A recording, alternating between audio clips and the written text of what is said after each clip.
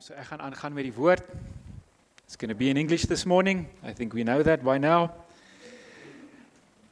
And if it's too much over the head, hoog Engels, dan sê net, wow, hy was maar so. But we're going to continue with Colossians 4. For those that don't know, we've been digging into the book of Colossians and going through the whole book of Colossians each Sunday, or each chapter each Sunday. So Colossians 1, and we're at Colossians 4. And to be honest with you, it's been a rich journey for me. It's really been good. And we're going to wrap it up this morning. And we're going to go on to the next book next week. And we're looking forward to that. So it's such a privilege to go through the Bible in each chapter and read through it and say, yeah, what is God saying to us as people through His Word? But before I do that, something is really beautiful that I've seen unfold, and it's no coincidence, but it was also not planned at all. And for those of you, anyone seen this piece of paper? Anyone? I know it's there at the back, and it's quite small text, but it is here. And I want to test something. I want to see something, because we see it in the book of Colossians. And as I was finishing up with Colossians 4 yesterday, I realized that Colossians is actually summed up on this piece of paper. And I want to test someone, if that's okay, just to find out if you really know what's on this piece of paper. And leadership, you're not allowed to say a word. So there's 4 elements that we as a congregation are really asking God to help us in. We want to have it as a lifestyle. We want to practice it. We want to trust the Lord that it would be part of our DNA as a congregation or as a family. Wag, whoa. And it's really, if you look at those 4 elements, it's actually summing up myself and us as a child of God, or us as a congregation. And so who can name these 4 elements? And if you get it right, I was thinking I'm going to give 1 chocolate, but it's so important, I'm willing to go for 2. And if you get it right, I'll give you these 4 chocolates. What's those 4 elements? 4 elements for 2 chocolates. 4 elements for 2 chocolates, not 4 chocolates for 2 elements. And if you don't know it, anyone? 4 elements. Put up your hand and gooi it. Yes. This is not good, family. No. Ja, asseblief. No. Well, it's part of it, but it's not it. 4 elements. It's on this piece of paper. It's very clear. And just for those that are maybe intimidated with my English, it's also in Afrikaans on the other side. Asseblief, julle kan met liefde in Afrikaans gooi. Nou gooi.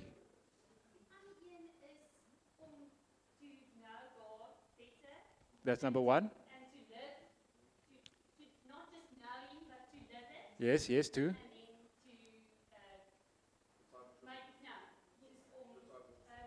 Disciple. No. There's something of that in there, but the 4 elements are quite clear on this piece of paper. So that wasn't clear. Sy kan 'n halwe chocolate kry. Jy moet week al dit kry, moet maar nou. Het iemand dit? Niemand nie? Julle luister hierso. As julle nou hier uitstap vandag, asseblief tel een van hierdie oudjies op. Pick one of them up and go read it. We're going to test you next week. And hopefully, we don't have to bribe the big adults with chocolates to know what our family is about. Because this is what our family is about. Can I share it with you? Okay, I'll let... Sy kry 'n chocolate, want sy het al probeer. Ek kry die chocolate. So, it's crucial to know this. And our lifestyle as a disciple, as a child of God, is actually summed up in these 4 elements. And as I was going through Colossians, and I said it to Christoph as well, Colossians 1 is the first element. Colossians 2 is the second. Colossians 3 is the third. And now we're going to jump into Colossians 4, which is the fourth element. And it was for me, we're on the right track, friends. And maybe we're not getting it right, and maybe we're not, but we're on the right track. And may we ask God to help us to grow in these four elements. So the first one is living intimately with our God. Intimate relationship with Him, number one. The second is learning His teachings. So we want to live intimately with Him, and we want to learn His teachings. In other words, the Bible. And the third one is as we do that, we become more like Him. So becoming more like Him. And then the fourth one is we want to continue His work. These four elements is summed up so beautifully in this. Intimacy with Him, learning His teachings, becoming like Him, and continuing His work. So please, pick up a piece of paper, put it in your Bible. I'm going to ask Christoph to ask next week. And so we're going to wrap up with Colossians 4, and the fourth element, it's kind of focusing on this one, is continuing His work. And Paul, speaking to these Colossians, gives us practical tips on this and shares a bit of the heart. And so we're going to jump into that. So Colossians 1, intimacy with Him. So I'm just going to give a bit of an overview of what we've been going through for those that haven't been here with us each 4 Sundays. And so Colossians 1, Paul was talking to this group of Colossians that was living on a trader's route. So we've maybe said this a few times, but I'm going to say it again. It was a group of people, and this church or this area was on a trader's route where a lot of people from outside, a lot of merchants, a lot of influence was finding its way within the church. Philosophies, beliefs, religion was finding its way in this group of Colossians in the way that they were thinking. And somewhere along the line, this group of people felt that God is far and He is not enough. And so we need to do extra things. We need to find out more so that we would be able to live in a way that was good for them. And these philosophies and things got hold of the church in Colossians. And Paul came to them and said, listen guys, God is not far. He is close. And He wants to be intimate with you. Colossians 1. Intimacy with Him. He's far, He's close, and He is enough. And this was his first message to the group. And then he goes on in Colossians 2, where he's saying to them, listen, I know there's all these philosophies and all these teachings and all these things that's coming in from all these people.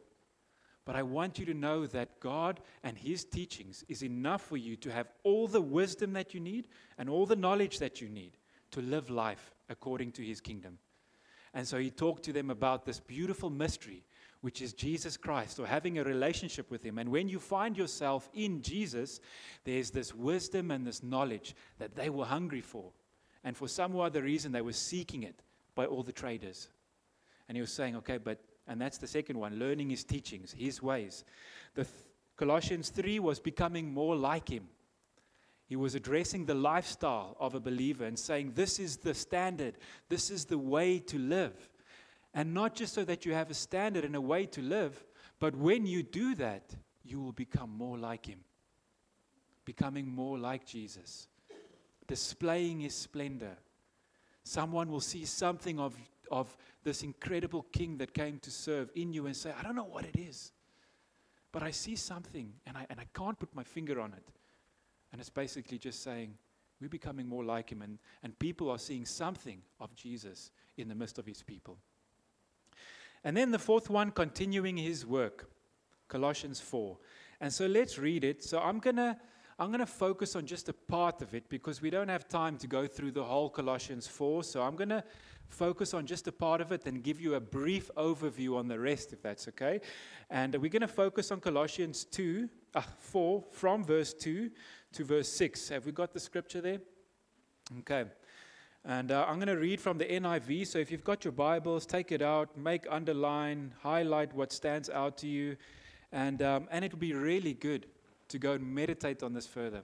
In your cell groups, read through it again, chew through it, pray through it, wonder about it, ask a friend, so that we could really learn His teachings.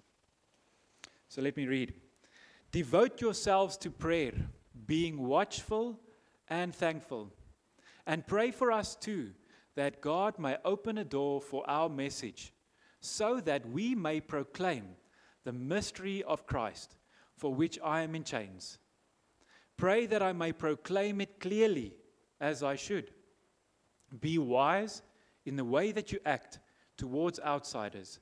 Make the most of every opportunity. Let your conversation be always full of grace, seasoned with salt, so that you may know how to answer everyone. And then he continues with his final greetings, and he's talking about people that he's going to send later to the group of Colossians that's going to follow up on this letter. He's giving greetings to that person, and he's saying how that one is good. And he's basically giving kind of like a wedding speech about a bunch of people. And he's acknowledging them, and he's giving some information to the group of Colossians about people that is going to come, people that is in chains with him. And that's the rest of this letter. So it's the first part, which we see here. And then the second part is basically just acknowledging people that have been traveling with him and people that he's going to send later. And there's some valuable lessons in there that we can really learn. So I want to encourage you to go and read it afterwards. But for the sake of time, we're just going to stop at verse 2 to 6.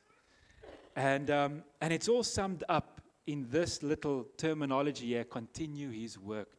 And so if you ask, what was the work of Jesus? What is it that we as his people need to continue? Well, I think possibly 3 things, maybe more, but let me just highlight 3 for now. He really came to talk about his Father. That was his heart. He was coming to express what is on his Father's heart, his Father's plans. And not only that, he not only wanted to talk to people about it and share it and make it clear, but he wanted people to follow that, to live according that way. And so he helped the people to do that. And then not only that, he made a way that that was possible. And that was the finished work of the cross. That we would receive his Spirit and we would be able to understand the heart of the Father. We'd be able to follow as a disciple. And so Jesus came to do those 3 things. And I think that if we want to continue his work, it's got to be something of that. Reveal the Father heart of God. Help people to follow and direct people to the finished work of the cross so that it would be possible for them to do so. Because we cannot follow in our own strength. We need his Spirit. We cannot see the scriptures clearly in our own strength. We need his Spirit to make it clear to us. And so that was his work. And so I'm going to jump back into the scripture, and you can leave it up there, Gerrit, please. Because we're going to refer to the scripture, and all that I'm going to do is go through it again and just highlight what I believe God is saying to us as people, just as God used Paul to say to the Colossians at that time, that went through this beautiful process of saying, first commit yourself unto the Lord. He's not far. He's close. Learn his teaching so that you would know how to live lifestyle. And now that you've got that, I want you to continue this work of his. And so Paul's talking to them in this regard. So I want to sum it up in 2 elements that we see here. We see prayer. He's talking about prayer. And we see witness or testify or express. So for the sake of terminology, let's say prayer and witness. These are the 2 focus points here that Paul is giving to the Colossians. Prayer and witness. So I'm going to first jump into a little bit of the prayer side. And then we're going to look at the witness side. And this is part of continuing his work. So prayer, there's possibly more, but I want to highlight 2 main, I've got to be careful of my terminology here, 2 main ways that I see in the Bible of prayer. And the first way is communion or communication with my God. So I'm talking to him, I'm requesting my desires or my needs, I'm having communion with him, there's this fellowship with him, and it's kind of me seeking him, and praying is the communication between me and him. Kan jy net so opstaan? Ek wil nou dit demonstreer. As hy, kom nie so skaam wees nie, kom nie so. Jy moet hier staan. Say hello. So I want to illustrate this maybe with, she is not God, but she is going to be the symbol of God at the moment. Ja, is die God nie? And so there's the first one of communion. So me talking to her about things, chatting, fellowship, asking stuff and desiring. But then the other one, the other element of prayer is now standing shoulder to shoulder with her. I've got this relationship. I know what she wants. I'm praying with her. And I see that she's, I see that she's got a desire. And so what do now? I'm praying for what she sees. I'm praying into something, for something. As a result of seeing what she wants, her will, her desire. And it's not only just me asking stuff and desiring stuff and having this communion with her, it's also as a result of this communion, I'm now standing shoulder to shoulder and saying, what is it that you want? And what you want, I'm going to pray for. Does that make sense? Ek kan maar gaan sit. Ek grap sommer. Nee. And so these are the two elements or two ways of praying. There's this, but there's also, Lord, what is it that you see? How do I pray into? And we see that in Daniel's life. There was that picture of Daniel. There was something that the Lord showed him. And for some other reason, there wasn't a breakthrough. And Daniel fasted and prayed into the situation. And there was breakthrough later. So there's these two elements, and it's so beautiful. And the first element of communion or this fellowship with Him or requests, He knows what we want, but He still desires that we come to Him and we ask. It's kind of like a child. I don't know if I've got a child that requests a lot of stuff often. Daddy, Mama, waar's dat? Papa, ek soek daai. You know, there's this constant request, and even though I know that he can do it, I want to help him at times. Like, I don't know what it is. The cupboard, the pants are right there in front of him. Mama, waar's my broek? And he's got these requests. And it's like coming to our God with his requests and desires and what we think we need and what we want. But to be honest with you, if our communion prayer with him, if that's all that it entails, if that's all that it involves, it is only half. There's got to be just a normal walking, talking, loving, being relationship with him. In the midst of my everyday, as I'm walking through the orchard, or I'm sitting in front of my office and I'm just talking to God. Not constantly requesting from him. Weet jy hoe lekker het is? It's so beautiful when my children come to me and they don't want anything. It's not often. But when they do, and they just come, and they just want to share a story, or they want to chat about how they feel, or they just want to be. Dis nogals lekker, hoor. It's really special. And so I think sometimes God desires that and misses that from his people, because so often we see prayer as this list, and we just got to, ons moet hierdie besigheid uitskiet hierso, sodat ons kan maar nou. And so let our communion also be real with him, and not just a bunch of requests. And the other side of prayer, and I want to say it quite clearly, hearing God's voice is prayer. Because if prayer is communication between me and my God, then it's got to be a two-way communication. And that's how communication works. And if it's not two-way, then you are missing out. So hearing his voice, being still, and waiting on him to say something to me or you is part of prayer. It's just his side of communicating to me. And how often I miss it because I'm too busy, or too in a rush, or my prayer time is this list that I need to get through and request and petition, which is good, and it's also part of it, but it's not all of it.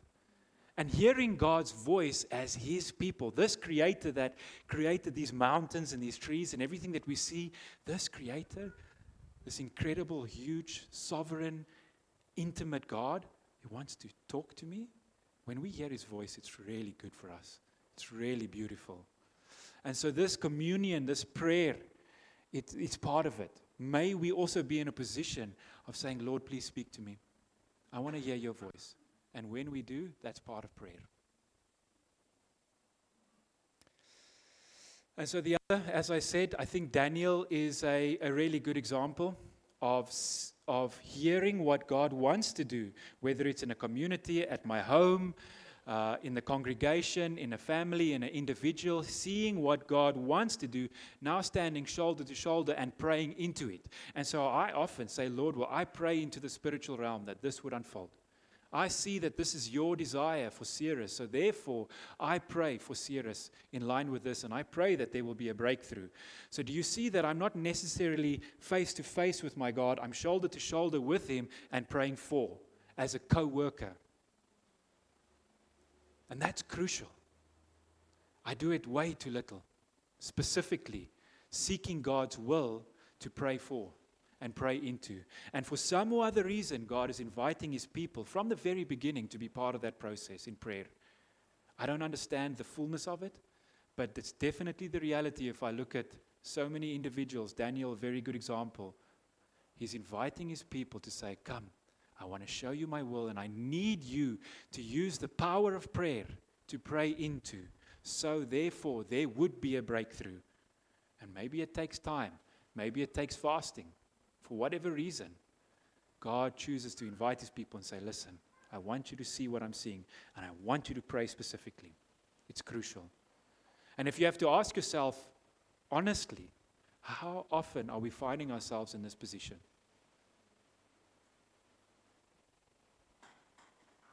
Then he goes on to say, so I want to just highlight those to devote. So this is I've actually got a definition here. I just want to quickly read it because it's quite cool.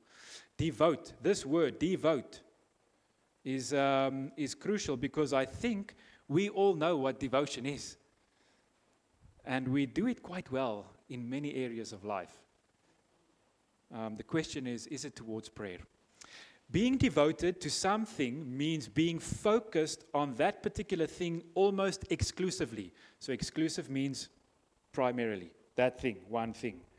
When you are devoted to a cause, you work to achieve its goals. When you are devoted to a person, you place their needs above your own.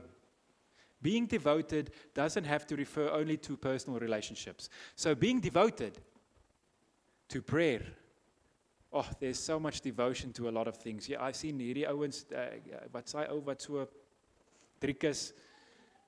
His stuff is at 3 o'clock in the morning or 2 o'clock in the morning most of the time. Now, I haven't seen this. I'm not a fan. But I'm not so devoted to that. And I'm all for South Africa winning, and it's lekker and it's good. But een mense is devoted. Hulle staan sommer op 3 uur om dit te kyk nou. That's devotion. It's great, devotion. So we understand something of devotion. Is it towards prayer? Do we have something of that? Because that's God's heart. It's really pretty.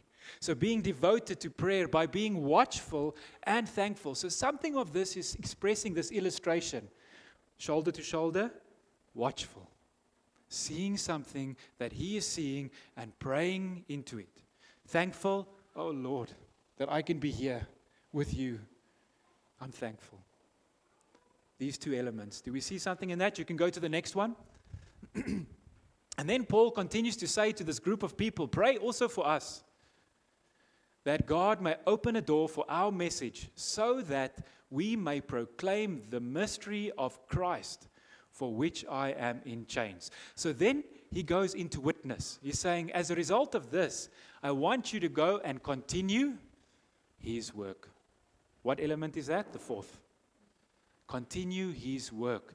And he's saying the witness, there needs to be prayer so that God may open a door. Why wouldn't God just open a door?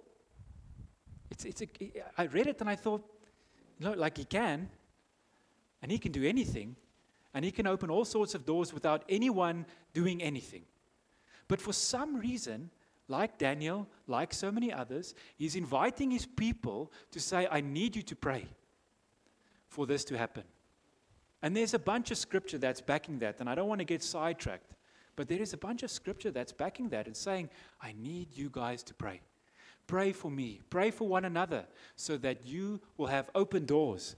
To what? Open doors for this message that He is proclaiming, the mystery of Christ, for which He is in chains. So obviously in that time in the Roman Empire, if you had a message, if you proclaimed anything of Christ, it was sommer tronk toe. And that's why He was in chains. Over here, we've got it easy. but we've also got it difficult. And that's why we need one another to pray for us, so that we would not only see, I think sometimes there's so many open doors.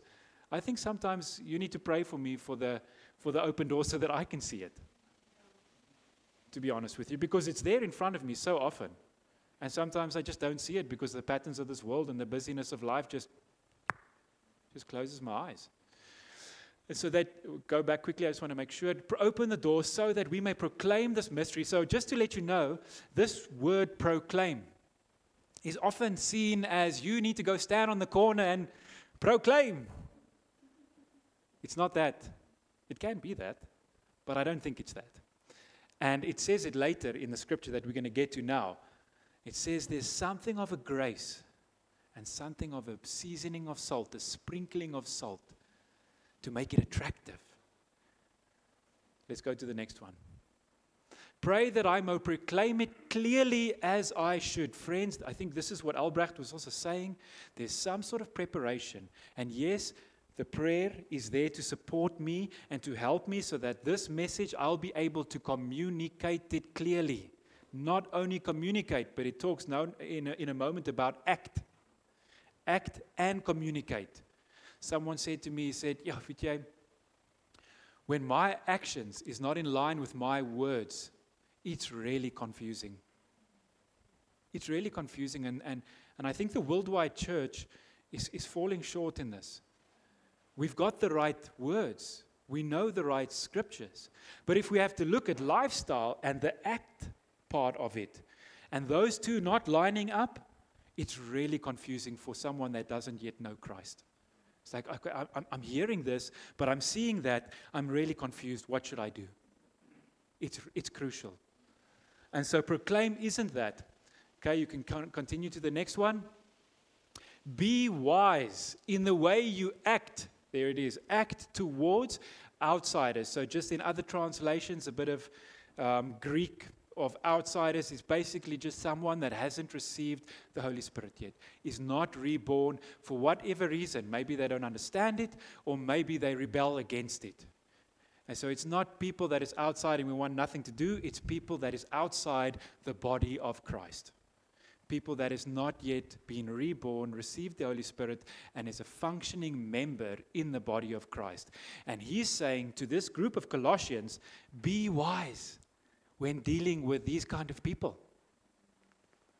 Not be a knife. Don't be a judge. Don't be a bunch of things. He's saying, be wise. And how does that look? So in Colossians 2, if you were not here, he says, all wisdom and knowledge lies in Christ.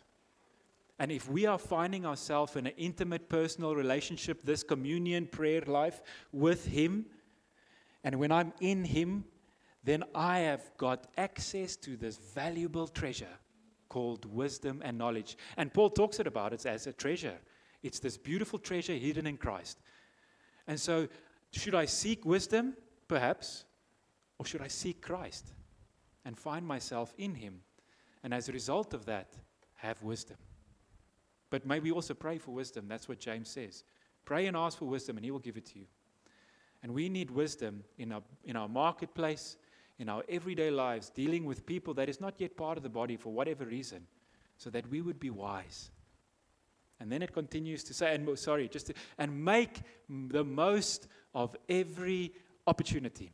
So now that we've prayed for these open doors for you, and now the opportunity comes, be wise, the way that you act and speak, so that it will be clear, and make the most of every opportunity. How often I have sat after an opportunity and realized that was a door that God opened up for me, according to the scripture. And I was too scared or unsure or maybe not equipped or fear of man. The list goes on. And I didn't make the most of that opportunity. May we be careful of that, because there's many opportunities. And as believers, may we make the most of it and continue His work. Go to the next one, Gerik. Let your conversation be full of grace and seasoned with salt, so that you may know how to answer everyone. so that you may know. Now, if you ask me, if I just look a little bit on YouTube and I look what's going on around me and a bit of a culture amongst Christians, it's not seasoned with salt. It's sommer 'n groot lepel wat mense probeer druk in ouens se monde. It's sommer, and it's not tasty. It's just, have you put the tea, have you eaten salt like that before? It's unbearable. You can't do it. But just with the right amount, daai steak. Hy gekookte eiertjie. Maar sonder daai sout is hy net so okay. And he's saying there's something of this truth that he's saying to us. We need to have the help so that we can clearly communicate, and in our conversation do it in such a way that it's attractive, that people will actually say, "Wow, I want that. I don't know what that is, but I want it." And we can't do it on our own strength. We need the prayer of each other, and we need the wisdom of God to help us in that. And then there's a crucial thing. So I said 2 weeks ago in Colossians 2, there's a few small words that go unnoticed, but they mean so much. So one of them in Colossians 2 was, if you and me are united as the body of Christ, if there is unity, then it says, if you are united, and then it goes on to say, so that you will understand this beautiful relationship with Christ. The so that is crucial. It means that one is connected to the other. The so that is in the middle. So united with the body so that you will understand Christ and this relationship. And if we are struggling to understand Christ and all that He's done and who I can be in Him, if I'm struggling to understand that, there might be a lack of unity in the body of Christ, or with me and the body of Christ. And here's again, so that you may know how to answer everyone. So if I hear correctly here, there's these opportunities, there's this clear communication, there's this lifestyle, or this acting, or this being in such a way. And then he's saying, as a result of that, you might have to answer people. Not druk it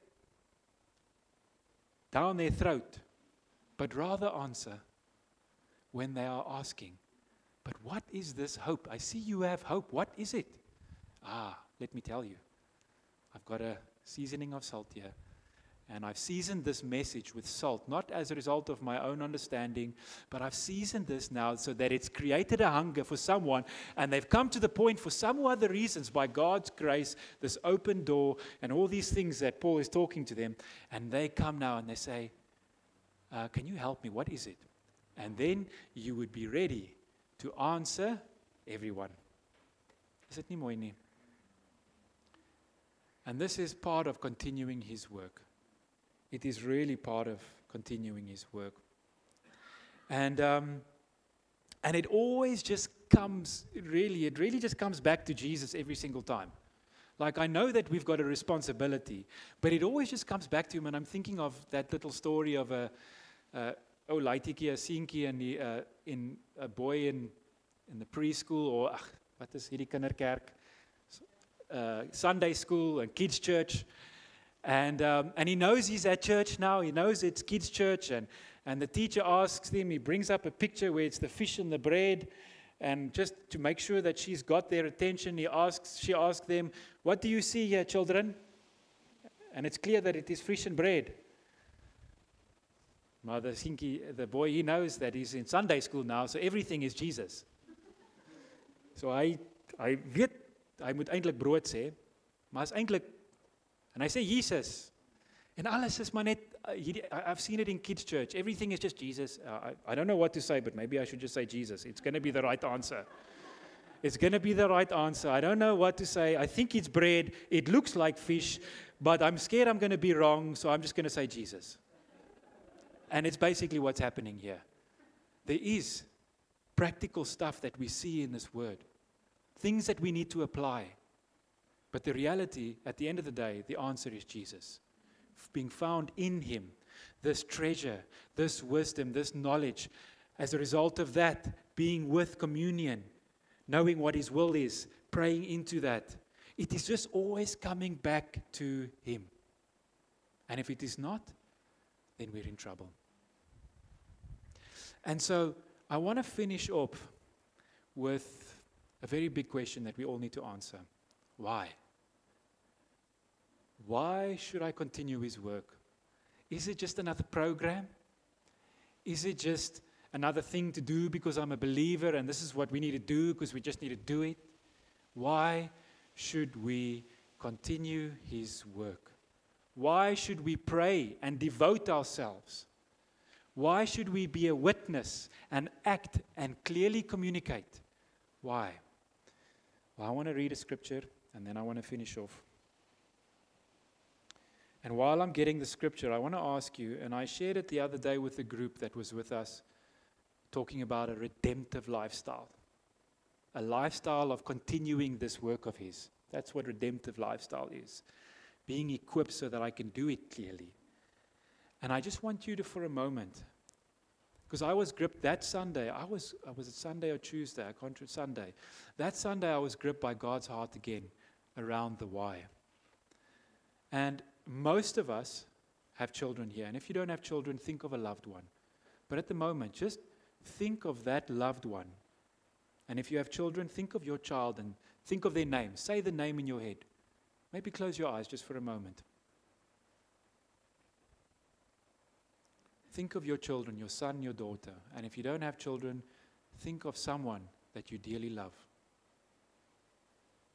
Truly love. Put their face in front of you. See their face. Now think that someone would come and steal them. They're gone. They're missing. You don't know where they are. You can open your eyes. To what extent would you go through to get your child back? What would you do to get your child that you love so much, that little child, is gone, stolen? The opportunities of where and who is endless. They're gone. What would you do to get them back? I would go through heavy extent of effort. I would devote myself to make sure that I get my child back. And if you're asking why, because this is exactly how God feels about all those that do not yet know Him, that do not yet know this beautiful message and this mystery of Christ, of having a relationship with the very one who created me. This mystery. And He was willing, devoted, even to the point of death, to make sure that these ones that have been stolen away from Him, His children, would come back. But for some other reason, He's inviting me and you to be a part of that. I'm going to read the scripture. We all know it. Luke 15 from verse 20. It's the story of the prodigal son.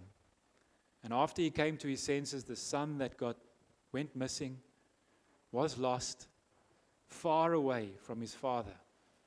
His father didn't know where he was, according to the prodigal son. And this guy came to his senses at the end of the day. And then it continues to say, so he got up and went to his father. But while he was still a long way off, his father saw him and was filled with compassion for him. He ran to his son, threw his arms around him and kissed him. The son said to him, embarrassed and full of shame, Father, I have sinned against heaven and against you. I am no longer worthy to be called your son. But the father said to his servants, quick, bring the best robe and put it on him. Put a ring on his finger and sandals on his feet. Bring the fattened calf and kill it. Let's have a feast and celebrate. Celebrate. For this son of mine was dead and now he's alive again. He was lost, and now he's found. So they began to celebrate. Can you imagine your child, that loved one, gone for so long? Not really sure, is he even still alive? And then one day, you see, there he is. He's coming back. How would you feel? Oh, ek sal celebrate hoor. Ek kan nie vir jou verduidelik hoe ek sal voel. And this is the heart of the one that's saying, listen, I want you to devote yourselves. I want you to continue in this work, because there is so many that, like this prodigal son, has not yet been found. And so if you ask me why, that is why. That is the reason. It's not just another program. It's not just a box that we need to tick as God's people. It is an incredible heart of our Father that is longing and longing to celebrate when each one comes back to Him. And so may we hear what Paul is saying to the Colossians and us, because we are in the same boat. Let's pray.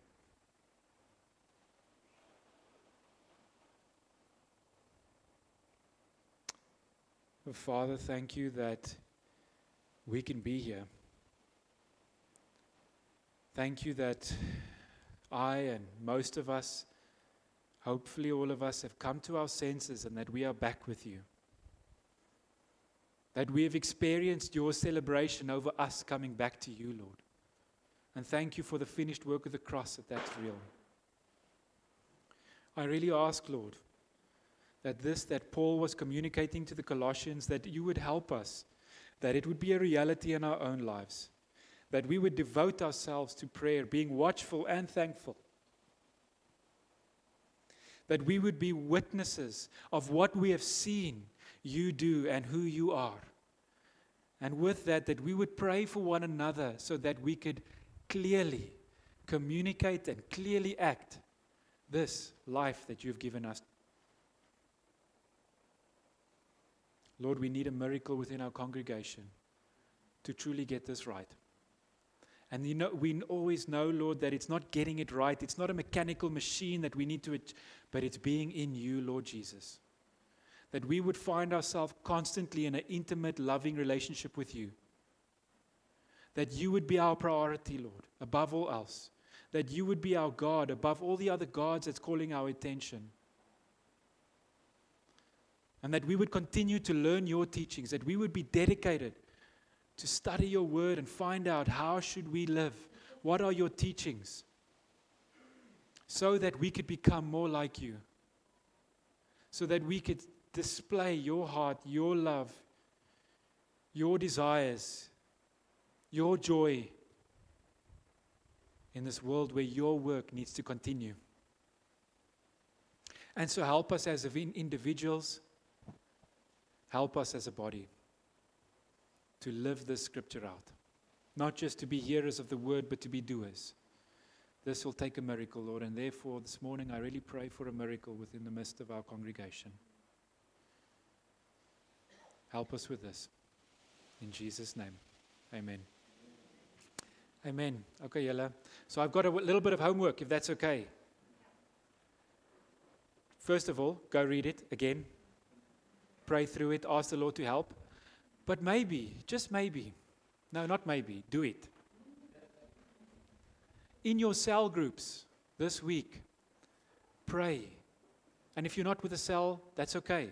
Find someone. Just find someone to pray for you. Pray for me, please, that these doors would be open so that I would clearly communicate this message that Paul was in chains for. Because it takes a miracle and it takes prayer from the body of Christ. And so yes, focus on your needs and your petition and all the stuff that's happening in cell, but maybe just maybe say, I'm desiring opportunities this week to come. Could you pray for me, please, that these doors would be open? Can you pray for one another? Thank you. Have a good Sunday.